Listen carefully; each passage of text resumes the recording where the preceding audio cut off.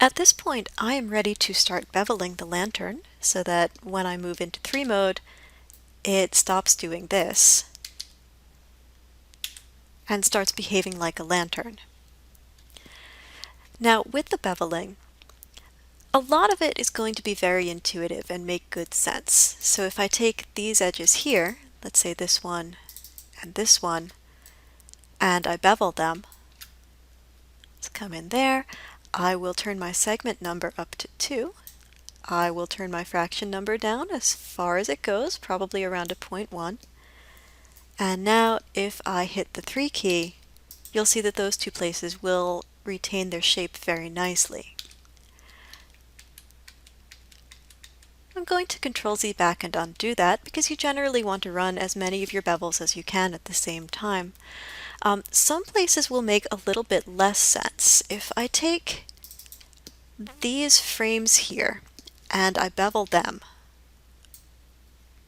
and again I'll do the same thing, 2 segments, bring my fraction down pretty low. When I move to 3, you'll see that what that does is it does almost nothing. It retains a little bit of hardness around the edge, but it doesn't give me that square corner that I was hoping for. So just remember, when you're beveling these walls, and we're going to bevel these walls, I will also have to bevel the corners, these areas here. So if I take these and I bevel them, now I'll get a nice square shape. So some bevels are going to be intuitive and some aren't, and don't be afraid to run your bevel and undo and select different edges and see what that does for you. So again, I like to bevel as many of my edges at the same time as I can, so I'm going to go through. I am going to take all of these edges and these and these and this one. I want to leave the top alone because the top should be round. But these here, these should all be beveled. These corners should also be beveled, so I'm going to grab them, and you'll find that I will have to double-click them in sections. If you look at corners like this one, you see this vertex? This is a place where 1, 2, 3, 4, 5, 6 edges are coming together. The edge loop isn't sure which direction it should take, so it just stops running.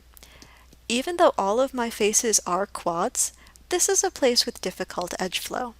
Just be aware of that and keep working your way around the model, selecting edges as you go.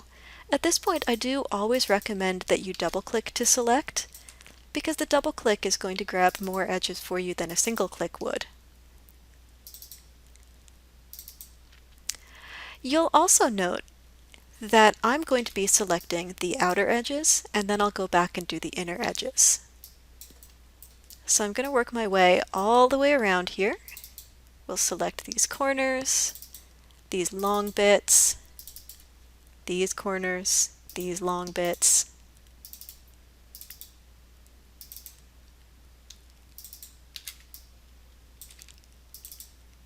Inside and outside if I can get them. And this looks like my last wall. Let's grab that, that, there, there, there, that, that.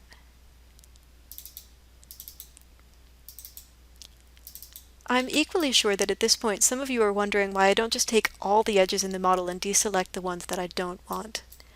You could do that, but I like to be very methodical at this point and take only the edges that I know I absolutely need. I don't want to bevel extra edges by accident. That would be bad. So, this edge in here, I don't necessarily need to bevel that. That's an interior edge. Nobody's going to see it. It's okay if it curves. I'm fine with that. But these edges, I might need the hardness, so I'm going to take them. And these interior corners, I'm certainly going to need, so I'm going to take them.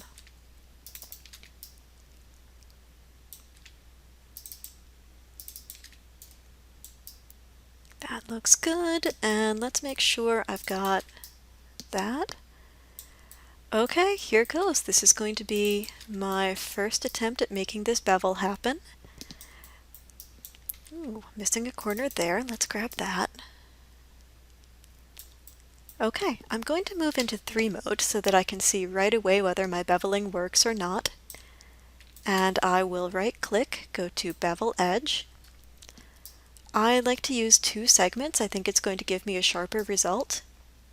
And it looks like I missed something in there, but everything else looks pretty good. So we will Control Z back, grab that edge, and try beveling again. There we go. Turn my segment number up to 2 to get a sharper result. And that looks pretty darn good. So here I am in 3 mode, there I am in 1 mode, and I'm losing no volume. The only thing you'll note is that when I'm in 1 mode, up here, the curve of this top is jagged. When I'm in 3 mode, it becomes nice and round. Those of you with really good eyes have probably also noticed that I have an N-gon up here at the top. I'm going to move back into 1 mode. Now these N-gons are fairly common.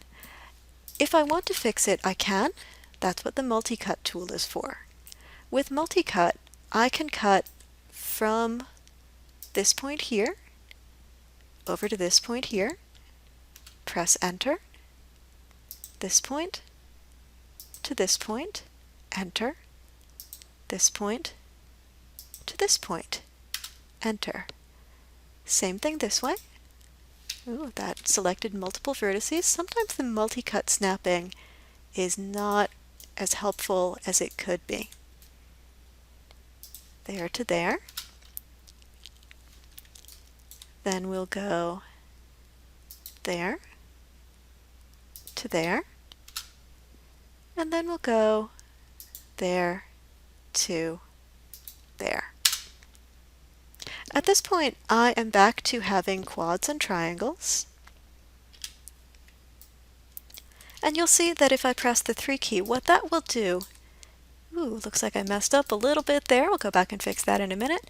What that'll do is it may create little creases where you don't want them, so be really careful when you're doing that. And you will see that sometimes the multi-cut tool, the snapping isn't as good as it could be. If I go to vertex mode, you'll see that I have 2 points here and here. I know when I'm in 1 mode, it looks like there's only 1. They're really, really small. I can take the 2 of them and use merge vertices to center. And that should do it. I think that was the only place where I had problems. So at this point, I am all done with all of my bevels. I've got good edge flow, and I've got a nice lantern that does not lose any volume when I move between 1 mode and 3 mode. So that's it for beveling. I've got one more lesson. In that one, we're going to take care of the little feet and the handle, and then this lantern will be all done. So I will see you soon for the feet.